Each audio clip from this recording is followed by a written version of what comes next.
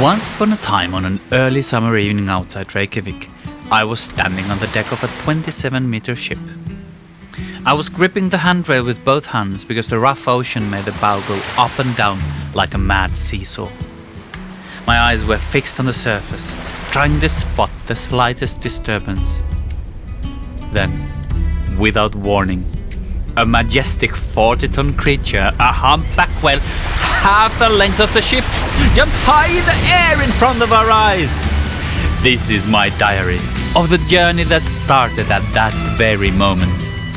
I set sail to learn about and to protect this precious biosphere that we inhabit. One quest at a time.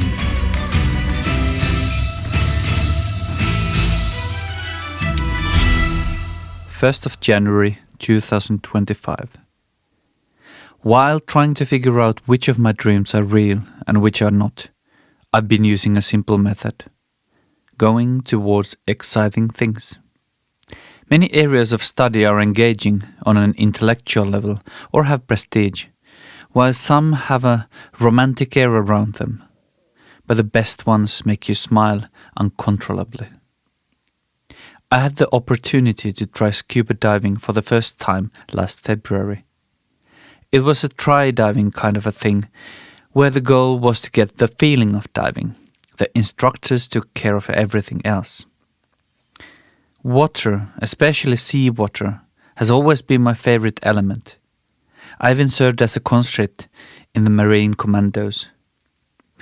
Being submerged with the superpowers granted by the scuba gear was like gaining a new dimension. It awakened new dreams. But the ocean is also dangerous and mysterious and commands reverence and fear. Werner Herzog said, "What would an ocean be without a monster lurking in the dark? It would be like sleep without dreams."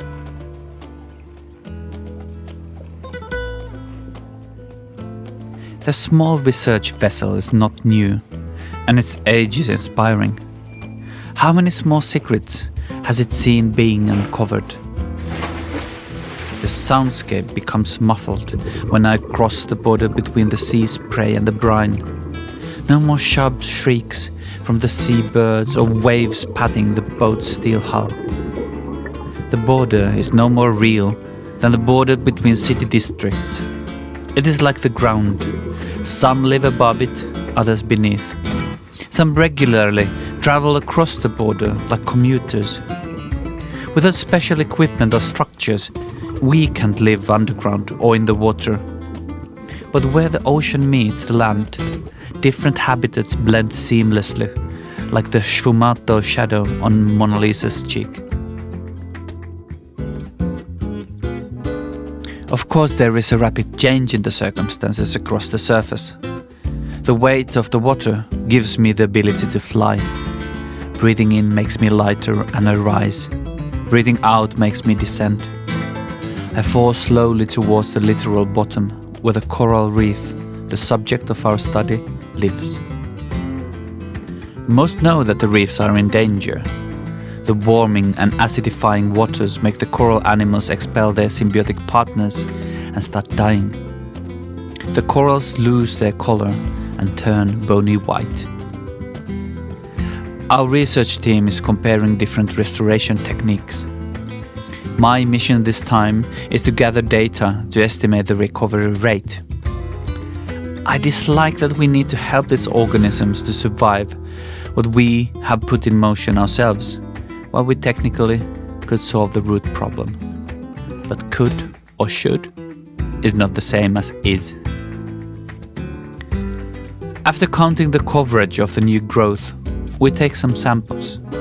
DNA analysis will reveal if there is a substantial difference between the old growth and the assisted animal's inheritance. I'm not alone down here.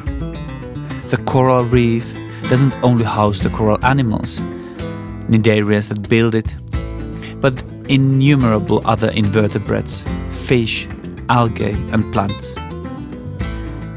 Staying completely still next to the rock-hard ecosystem gives them the confidence to peek out. Many of the smaller fishes take cover from their predators in the nooks and crannies of the coral. Some predators stay still there to be ready to catch bypassing prey by quickly opening their mouths so that the water flows in along with the unsuspecting food. One can find countless lifestyles down here, as one would in any other habitat. I ascend to the surface and board the ship. I carry with me the echo of the beauty of underwater life and even the grace with which they face their destruction.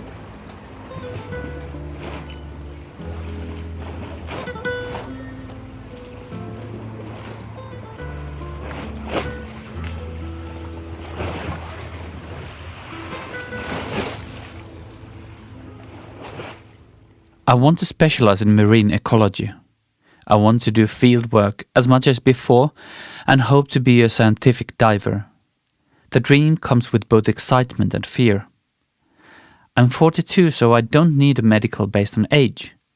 On the other hand, I have some continuous medications that doctors may or may not see as a contraindication. According to the Undersea and Hyperbaric Medical Society's information, it is up to the doctor's judgment whether they see me fit for diving. In the end, I will be looking for a certificate for professional diving. For now, a recreational diving certificate will be enough. I do believe that I will pass the medicals, but it's impossible to know for sure beforehand. I have 2 weeks before the deadline for submitting my application to the Finnish Scientific Diving Academy. Apart from the medical side, the courses are relatively expensive. There is a stipend covering part of the expenses that I can apply for, but it's highly competitive. I'm optimistic, but brace myself for disappointment. Even failing the diving certificates, I would most likely get over the setback and continue with the aquatic direction, but with a feeling that Leonardo da Vinci is said to, but never actually did, describe. Once you have tasted flight, you will forever walk the earth with your eyes turned skyward. For there you have been, and there you will always long to return. 2nd of January. 12:07, I'm waiting for the train to Centre. I have my doctor's appointment and I will soon learn if I'm able to dive or if I should never go near the shore again. It's 12:29, I arrived at the Centre and walking towards the doctor. Passing now the central metro station, and I realize that I didn't wax my mustache. I hope it doesn't affect the results of the medical. 12:35, I'm taking a bathroom break at the city centre. I guess I'm a little bit nervous. 12:39, I'm entering the building. Next the elevator up and then to the waiting room. 13 sharp. I'm now out from the doctor. I had my appointment at 1 but got in early. And I passed this I am eligible for diving. I'm very relieved. During the last academic year, I tried, chose and learned ways to learn things effectively. The fall term proved my methods to be too laborious. I was able to go through the high school level material paragraph by paragraph while making notes. Now the textbooks are simply too verbose to allow for that. I figured out a variation of the method, which is easier to manage and probably more effective. I went through the material during the revision phase while trying to scan for questions that would measure how well it had been understood. Then I'd write the questions in a notebook on the left part of the page and my answer next to it on the right side.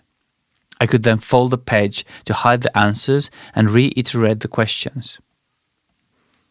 I hope I'll manage to pass the plant identification test before the busy teaching starts for the spring term. I've been watching the lecture videos and practicing a little on our species learning platform. It is fun but takes a lot of effort, as so many things do. It can be done independently, so completing that part of the diversity course will free resources for the other coming courses. In the third period, we will be studying ecology and plant and animal physiology.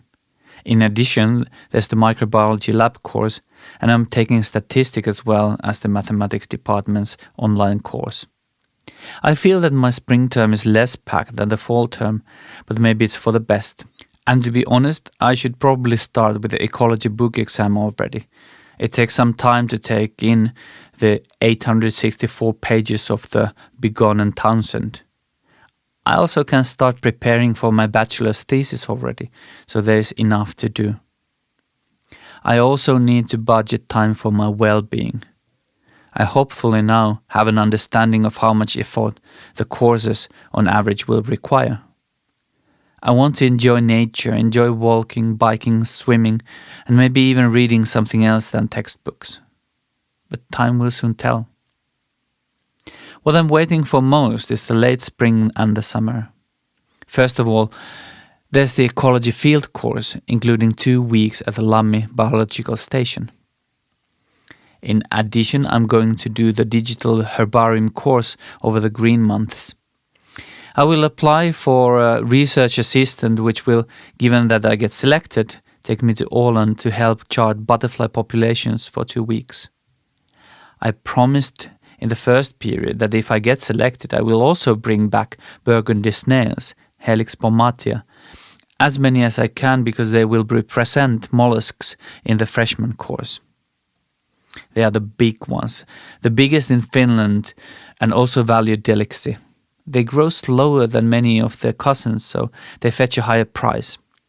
They're not endemic, but are thought to have arrived with medieval monks who used them for nourishment during fasting. The joys of flesh were forbidden, both in the sexual and culinary sense. But much debate appears to have gone to defining what that means. Thomas Aquinas argued that meat that most resembled man, such as animals resting on land and breathing air, would be most palatable and luxurious, hence forbidden. The rule of St. Benedict abstinence considers the flesh of four-legged creatures. Either way, mollusks were not considered a luxury, so they would be exempt. Biology and theology have a lengthy and complex common history. And of course, I will apply for the Foundations of Scientific Diving course. If I get selected, that will take another 2 weeks of my summer. Pool tests will follow if I'm not eliminated at the application phase. I didn't know what that means in practice or how the candidates will be scored. I'm not an excellent swimmer, and my constitution is less ideal than it used to be, so I enrolled in an adult technique class. After just a few months of studying, there's suddenly a lot of competition already. I am competitive, though not because I love winning or being better than others, but because if my peers are much better than me, I feel like I'm not good enough. When in a company of much less experienced, I do not need to compete or show off.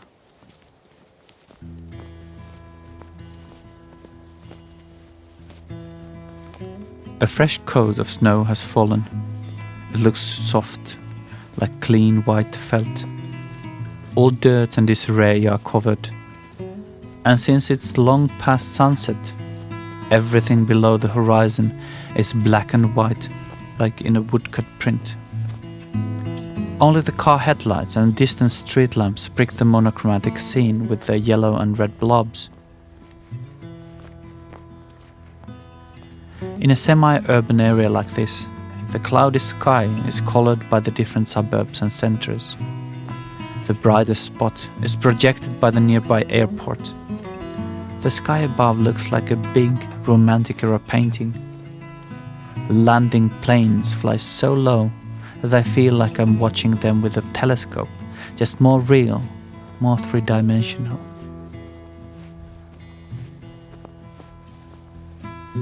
The river flows high.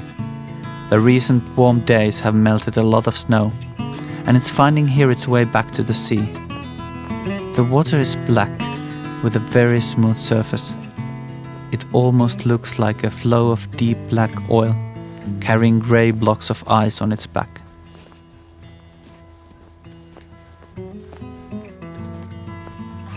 The only animal I see is a hare that runs away from me. It's so dark and it's so far away that I can't distinguish the species.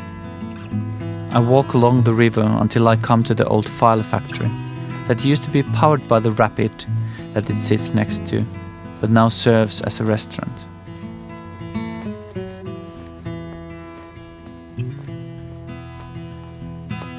I don't feel like diving into the dark, ice-cold water.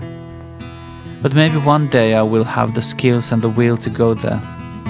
Rapids capture one's fascination, but are dangerous and uninviting. But it is the dangerous and uninviting that easily get overlooked. They get to keep their secrets.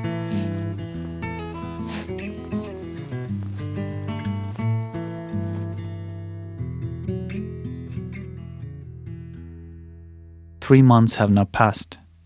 Now the snow has melted and there's light in the mornings.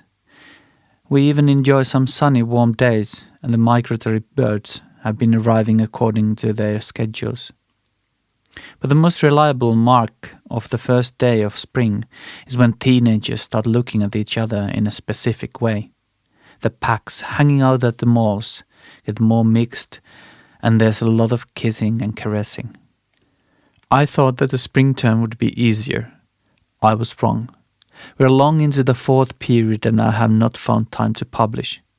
But the last period with ecology, plant and animal physiology, statistics and the microbiology lab course went well. I'm glad that I also managed to pass the plant identification test before the fourth period. I also got a personal swimming trainer to help me develop a better technique, and I think that was one of the best decisions I've made. I realized that not everybody has the chance, especially not every student, to hire a private tutor twice a week. But if you feel that you could swim better, perhaps there's a friend who could help. I wanted to progress fast with my swimming because the pool tests for the foundations of scientific diving would be competitive. When the news came, I was disappointed. I did not make it to the course, not even to the pool test, but I don't regret the time I've spent prepping for it. I enrolled immediately in a CMAS diving course at one of the local diving clubs. There may or may not be another chance to take the scientific diving course, but I won't be leaving that up to chance.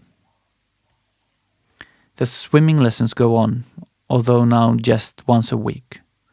Now in the fourth period, I've been excited about the ecotoxicology course. The subject matter is bleak, but it is wonderful to start understanding the pathways of intake and elimination and mechanisms of action of toxicants. But what has truly been blowing my mind is the algae diversity course. I entered the course thinking that I roughly knew what algae were. Now I feel that if there's a life form that has come from the outer space, that's algae. Algae represent many branches in the tree of life. They are not a monophyletic group, meaning that their common ancestor has other descendants too. As the wise say, being an algae is a lifestyle, but they are fascinating. Are algae plants? That was the first question presented to us. Some said yes, some no. I wasn't sure.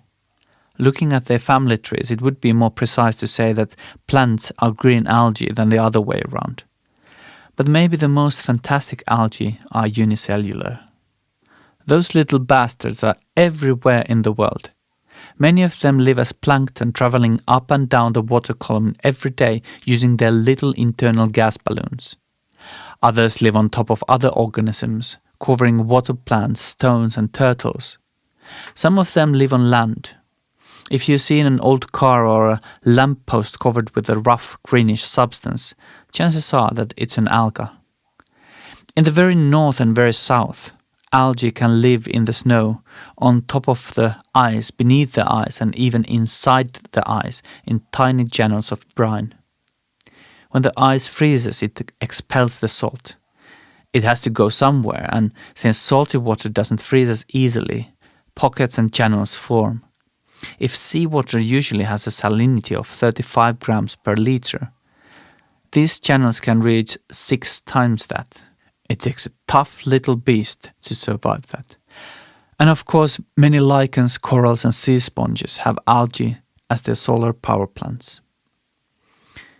Many of the unicellular algae have whips and tentacles that they use for moving around and hunting. Oh yes, many algae eat meat or switch from a diet of sunlight to devouring their cousins if the circumstances call for it.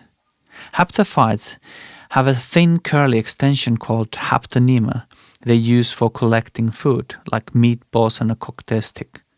A family of them, the Phaeocystis, can also form massive, many meters thick foamy blooms that remind of a bubble bath. Others spin around until they find suitable prey, cover them with slime, and then slurp their contents. Some algae are parasites and can even kill a fish. Some live inside other unicellular algae. And it gets better. Some salamanders live in an intimate relationship with algae. Chlorococcum amblistomatis grows inside the spotted salamander's eggs. It uses the carbon dioxide that the embryo produces and provides it with oxygen and sugars. On the other end of the spectrum, there are the giant kelps. They form towering underwater forests that can grow 35 centimeters a day. While literal diving is great, so is diving into the vast reaches of the biosphere. I'm now entering the phase where I learn little by little about things that made me choose this path. I have applied to volunteer for the Institute of Science and Technology Austria's research project in the Spanish Pyrenees next summer. If I get selected, I will be doing fieldwork charting snapdragons in Catalonia. It's unpaid, but the travel expenses will be covered and food and accommodation are included. It remains to be seen if I have luck, but I feel optimistic. What do you think happens next to our main character? Everyone's their own main character. Is that a storm coming? He will make choices and regret them. Some are made on impulse, others after careful consideration. Why, he can't tell the future, can he? What do the cards say? That a great big storm is coming. My card just flew away. So did my chocolate cake. Sorry, madam. My guess is he will ride on this storm. He will be good with the rising sea. Still has strong legs and hopefully quit smoking in time. But the winds are strong and the forests are burning. The earth is poisoned and the fertile soil grows thin. One day the spring will be silent. He dreams he can heal. I hope that too. Goodbye. If you wish to get your experiences, ideas or comments on the show, drop a few lines or send a short audio clip to host@biospherepodcast.com. And if you like the show, please subscribe, share and leave a review. It really means the world to us. This is your host Sami dos Santos Hult. Thanks for listening to Biosphere one quest at a time.